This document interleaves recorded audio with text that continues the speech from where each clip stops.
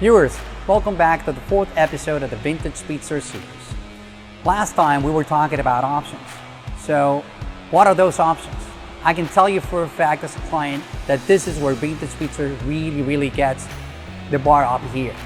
We're going to be talking to different options as chassis, brakes, suspension, transmission, power plants, and this is one very special for me. Eventually you'll know that's a diesel. Yes, it is. Body and interior.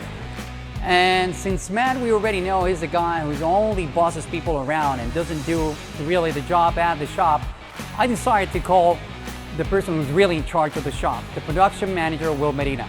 Will, can you come over? How's it going? Welcome, Will. How's it going? Thanks for having me. Excellent. So, Will, as I was saying to all viewers, we're going to be talking options. So, of all those options, is there any specific one you think it's important, or you think they all are? I think from start to finish, the entire car has to be right, so I don't differentiate between most important, but obviously the base, the chassis is probably one of the most important pieces. All right, so why don't we go and start with that chassis? So here we've got 3 chassis that are prepped and ready for new pans. They've already been shortened to fit the wheelbase of the car. We've got chassis here with driver's side pan already welded into place. Passenger side is being formed, same as this one. Now we can go look at a finished chassis that has pans welded in that's getting ready to go to powder coat, and some that have already come back from powder coat. So here we have a chassis that is about ready to go to powder coat. It's got new pans welded in. Next to it we have a chassis that has returned from powder coat. It says new looking as something that's 30 plus years can look. So, Will, why is it so important to do this powder coating? The importance of powder coating the chassis is corrosion protection.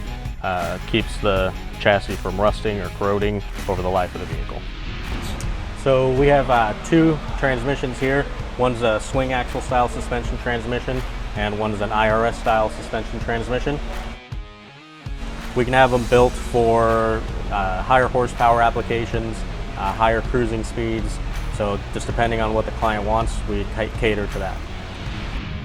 From the simplest to the extreme, this is the STI engine of the Subaru. Tell us a bit about it, Will. So the Subaru STI engine is another option that we can do. It's a lot more aggressive and radical than just the air-cooled engines. It'd be about 260 to 300 horsepower, definitely a lot more power.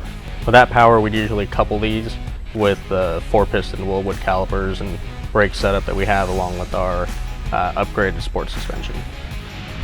So now we're going to talk suspension. This is what a regular suspension looks like. Personally, I'm very involved with this suspension since it's my car in production. Now we're going to see the other options. This is obviously a racing suspension. This is the model that's going to carry that ST8 engine on it. And these are crossover brakes. So let's talk body styles. As you can remember from previous episodes, we said that Vintage Speedsters can do almost anything you want. This car back here, it's pretty amazing. It specifically has an aluminum chassis, and it's made out of carbon fiber. As you can see here, we're going to set some pictures later on. The termination is amazing. It's almost seamless.